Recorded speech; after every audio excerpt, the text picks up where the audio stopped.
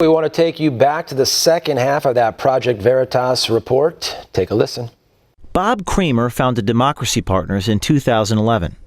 He is the husband of Jan Schakowsky, a Democratic congresswoman from Chicago, and in 2005 he pled guilty on tax violations and bank fraud.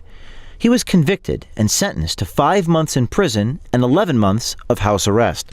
One of the things that Steve was talking to Scott about and passed on to me, and I think it's one of the reasons why I got in touch with you, he envisioned, what do you need to be able to vote in some of these new voter, what do you really need, okay?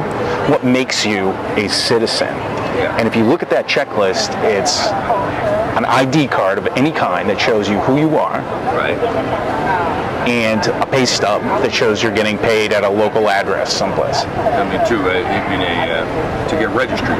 Yeah, to get registered. Yeah. So you go in and register. If you have those two things, you're registered to vote. Yeah. So if you, let's say I had a business inside of, say, Illinois or Michigan, and I hired people, and I had addresses for them, I could write them checks for those. I could use them as day laborers or whatever, and use them and find my way around the voter registration laws for Hispanics.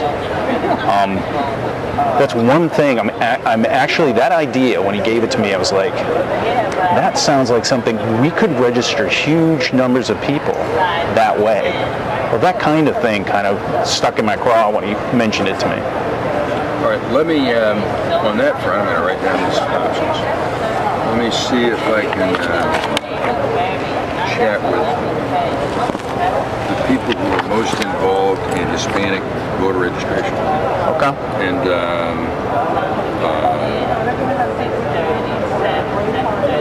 And see what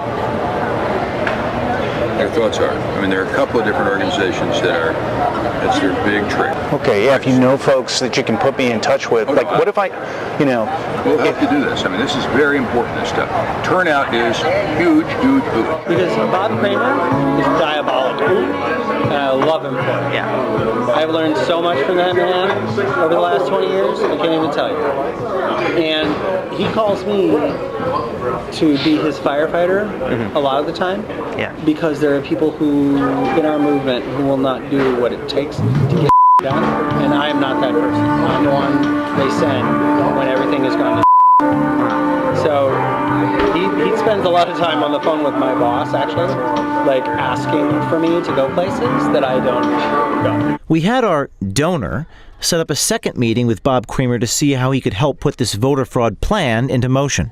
This is re-enfranchising the voter. That's how I look at it, okay? If I could, through my company, employ these people for a day, okay, or for a week, or for a month, okay, and I could find work for them, useful work for them, and issue corporate IDs for them. Here's my fear. We can run this by our lawyers. Okay. My fear is that someone would decide that this was a big voter fraud scheme. Creamer hesitated to help our donor pull off the voter fraud scheme that Fovel created. Bob came back to me and asked me, what is he talking about? I told him what we were talking about. What you had done. And he said, well, I'm not going to touch that with a 10-foot pole now. Right. I go, nor should you. Good advice. Nor should you. He goes, good, I'm glad we're on the same page there. I said, however, other people can make things happen that you don't need to know about. And he goes, so that's where I think this goes. Yeah. But you do understand, he's still going to have to know about it. Mr. Creamer? Yes. Well, I mean, is that okay as long as it's outside of, okay. Now, we talk about lots of things that we don't talk about. Fovel told us about a guy in New York that works with Creamer a lot. We wondered if he was the guy who could pull off the voter fraud scheme. This guy named Cesar Vargas is his name. So Bob is really good friends with him, and talked to him this afternoon. Vargas is an interesting character. He is the co-founder of the Dream Action Coalition, a New York lawyer and a dreamer himself. Born in Mexico, Vargas is an undocumented alien. what he was in a sense was transforming was that this idea, and Scott made it seem possible, but said it wasn't possible to but I even know it was actually possible, is, essentially getting a bunch of people, on a bus or whatever, taking them around the country. They basically can vote, so they can vote. At the same time, they're also getting work permits under a different name and voting again on behalf of people who cannot vote. Right. Yeah, I was to say, can we make something, especially within the midterm elections in 2018? This is not going to happen, right? I know that. It's not gonna happen. So I think it's not about, for us, let's see who the next president is.